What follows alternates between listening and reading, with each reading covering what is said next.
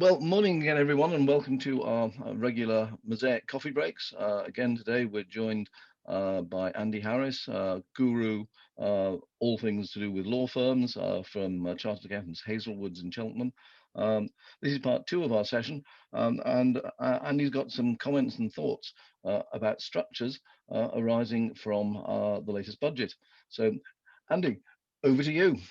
Thank you, Howard. Yes, I guess we've all seen the main points from the budget, and clearly one of the headline points is the fact that corporation tax is going to be going up from its current 19% to probably 25% within the next few years. Okay, the government's going to have a small firms rate where profits are below 50,000, but hopefully for most of our clients, the profits will be well north of 250, where corporation tax will be 25%. And unless we see a significant change in income tax rates, and in particular the rates of tax being paid on dividends, we could end up in a position where being a limited company could be quite a bit more expensive than being a sole practitioner partnership or LLP. I mean, it's been getting closer over the last few years anyway, particularly with the dividend tax rates.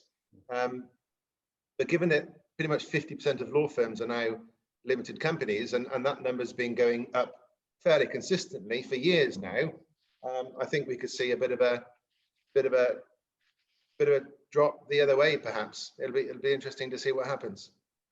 Yeah, it's always been my concern over the years when incorporating partnerships into limited companies that it's difficult to go back to a partnership from a limited company. It's not impossible, but it is difficult, and it's always been my concern that things would go the wrong way.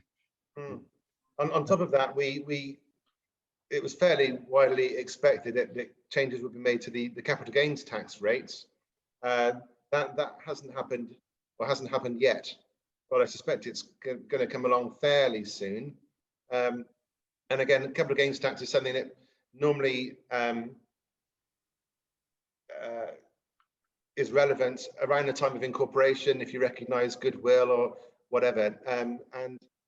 Entrepreneurs relief is now replaced by business asset disposal relief. The annual allowance has gone from 10 million down to 1 million. And I don't think a lot of people have realised how significant that is, or could be for them. And you know, business asset disposal relief is quite a bland term. You can imagine it being wiped out entirely at some point, and people wouldn't really notice, wouldn't realise what the potential impact might be for them. And perhaps it could be replaced with some kind of tapering system that we used to have years ago.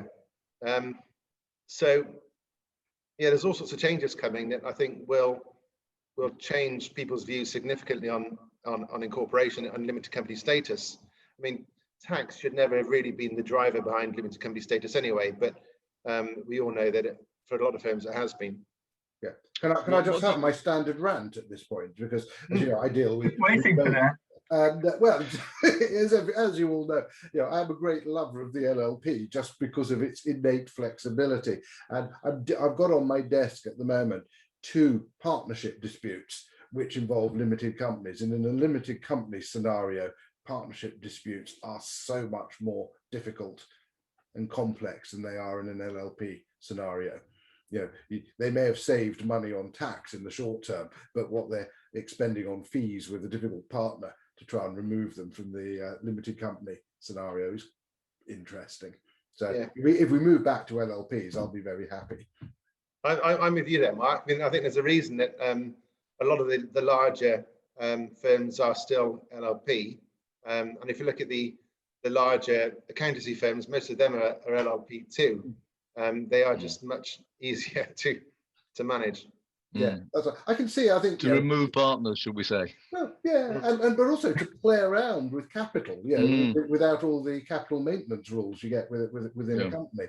And I could see, you know, for the 2-earner process-driven PI type firm of old, the limited company made good sense. But for the full-service dozen partner law firm, limited companies are really quite problematic.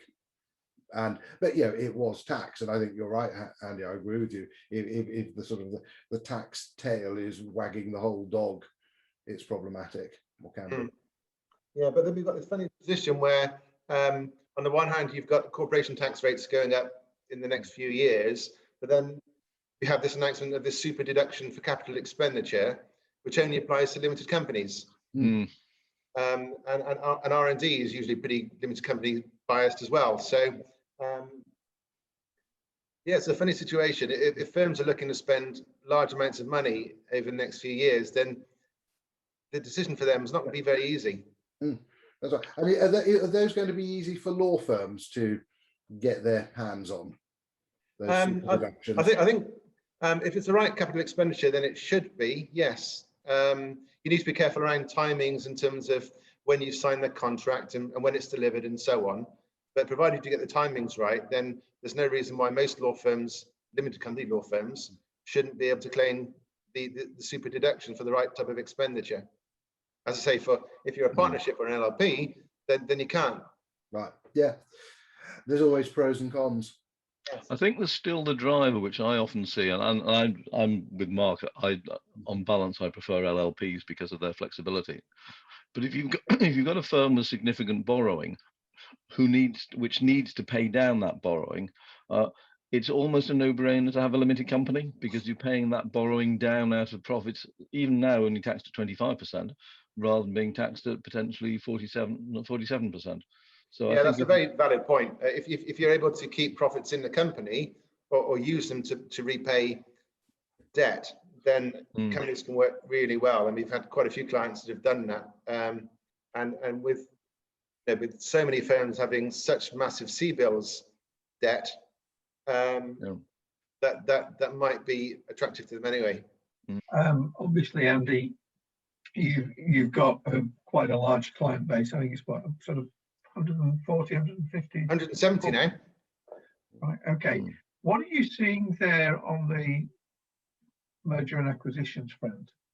One of the things that we keep feeling and we keep hearing is that there are more buyers than sellers at the moment. It may be bolstered by the C-bills loans. People are sitting there with a war chest going, oh, whoops, let's see if we can go and acquire. And yet those which maybe the targets are actually quite comfortable, also sitting there with plenty of cash in the balance sheet, saying, I don't really want to move at the moment. Yeah, I agree with you there. That firms, some firms have sat back a bit and they've taken their eye off the ball a bit, because results, despite COVID, have been pretty strong. For some firms, they've got better. Cash is pretty good, and so they're feeling more comfortable and more confident than they were before. But the fact is, the profession's still getting older, isn't it? There's still this succession issue there with, I don't know how many firms have partners or how many partners are over 60, but I should imagine it's a pretty high percentage. So whilst we have seen a drop off in activity over the last 12 months, we're beginning to see signs it's picking back up again. We've got a few deals we're working on at the moment. Not all of them are succession based. It's not people just trying to get out because they've got no other option. There are some interesting discussions going on between successful firms. So I'd say the outlook is getting brighter on the M&A front. And Andy, the trend that you're seeing there, does it reflect what we're sensing in the market, that it's the middle that's getting squeezed? So we're getting new firms starting, a la Bennett Briegel, niche firms, smaller firms, breakaways, and medium-sized firms needing to get larger. Is that what you're seeing? For the most part, yes. We still get involved in quite a few new practice startups. I was contacted by a lady looking to set up an immigration firm just last week. So there's lots of that still going on. So doing the mark and pull approach of going it alone. And you're right. We haven't seen that much consolidation or that much activity with larger firms acquiring small firms recently, have we? I mean, I know there have been a few, but not too many. But I think we see that picking up. Well, conscious of time, I think we're coming to the end of our slot here. So thank you all very much, and Andy in particular, as I say, law firm guru at Hazlewoods. Thank you so much for your input today. We look forward to catching up in person in ALFMA, Association of Law Firm Mergers Advisors, in London when we can do for dinner, and probably in the autumn. So Andy, thank you very much indeed for that today. And watch out for another coffee break coming to a laptop near you shortly. Thank you very much. Bye. Thanks. Everyone.